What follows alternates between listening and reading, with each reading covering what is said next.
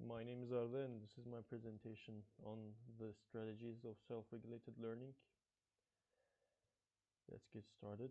In this presentation, I will be talking about the four main strategies of learning and self-regulated learning. The first one is cognitive strategies. The second one is metacognitive strategies. The third one is motivational strategies. And the fourth one is behavioral strategies. First of all, let's start with cognitive strategies.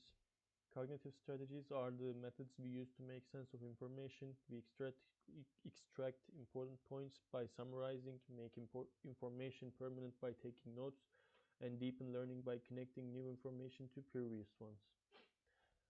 Well, first of all, summarizing our information is very important because, for example, when I was making this presentation, I didn't just write down everything I gathered from my research or everything I thought was worth putting in here. I just covered the important parts and left the rest for my speech. So it's important to not bore your audience by taking the important parts, highlighting the important parts of what you're going to talk about. You know, leave out the parts that aren't really necessary for your presentation or assignment or whatever you're doing.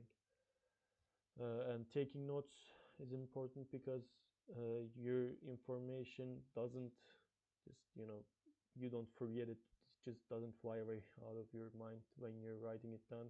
You make it permanent because you might forget what you were about to say, or you might, you know, not really memorize what you were about to say, and it helps you with keeping an information in your mind, helping you keep that information in front of you.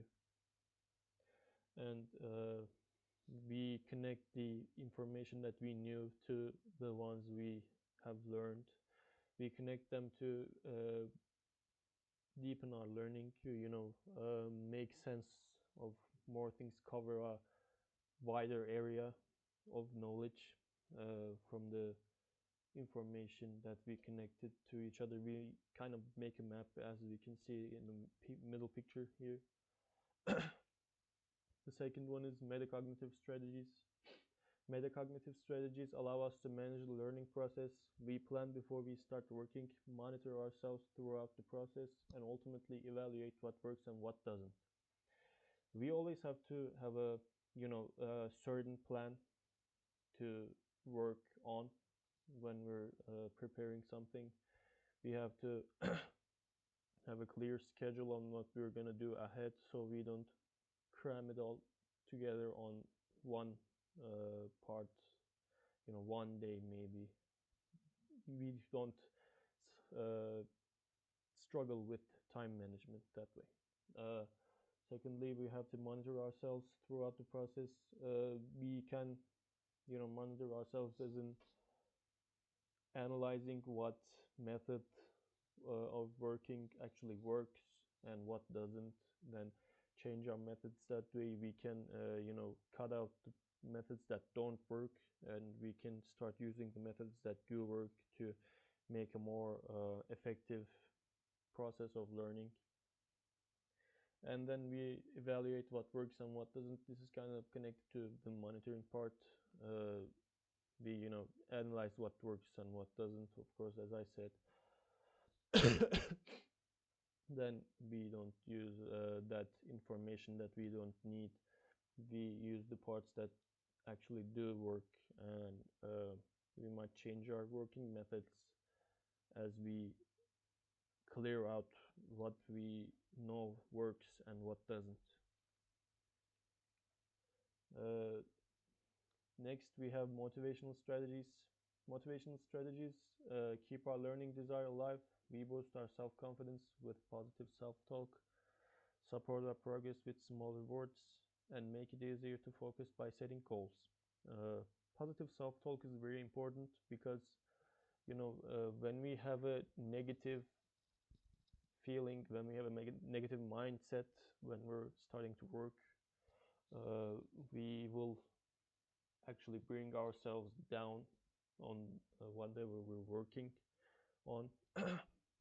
It will have really severe negative impacts on our working, because when you are confident of something you're doing, it will help you actually do that thing, because you're all gonna also enjoy what you're doing. You are confident on what you're doing is gonna work, maybe, or and if you don't feel positive about yourself, it will really make you struggle when you're working on whatever you're working on. We also should support our progress with small rewards. We can, put milestones on our work, and when we get to those points that we are aiming to get, we may reward ourselves with small, not very overly exaggerated rewards, but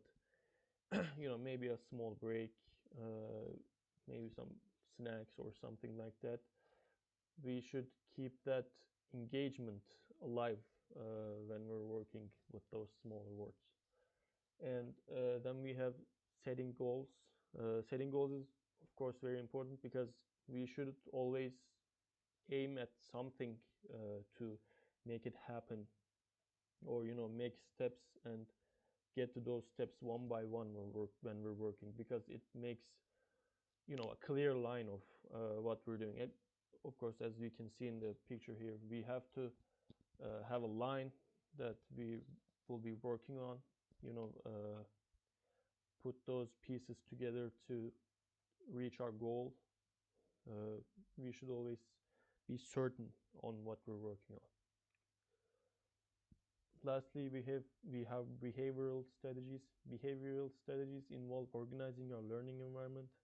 We make the learning process more effective by using our time efficiently, asking for help when we need it, and creating a suitable study environment that supports our attention. Uh, we should always use our time efficiently. We shouldn't waste our time with things that we don't, have to do, or we don't need. We shouldn't just lay around every day, all day.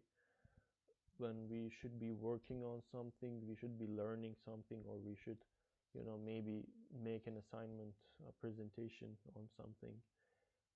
We should always use our time efficiently. When we have to work, we should work, and when we need rest, we should rest, but always keep that in a certain,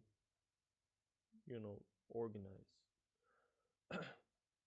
We should also ask for help when we need it, and this is kind of like, maybe asking for help physically when you're doing something. Someone actively works with you, or you can just ask for some advice, maybe ask for something that you don't know to someone that actually does know it, because it will really help you with whatever you're working with, and it will make your process of learning, or whatever you're doing, like I said, shorter, but also more effective. And it also gives you that confidence to, since you have knowledge, it gives you confidence when you are doing something else in the future, because you now have more knowledge, and you can do something faster, more effectively, or more actively.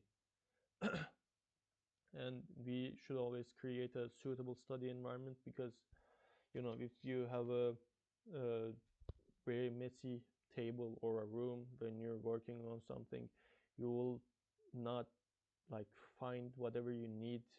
You won't be able to move freely, move comfortably in that environment. uh, you will just, you know tackle on something, maybe. It will just distract you a lot. And it should always be bright enough for you to focus on whatever you're doing, or it shouldn't be noisy, for example, because very loud noises will keep you from focusing on what you're doing. And it will make you struggle with that book. You might have to, for example, think that you're reading a book and it's very noisy and it's dark. You can't even see what you're reading, and you won't be able to focus because of all the sounds that are around you. And this is all from me. Thank you for listening.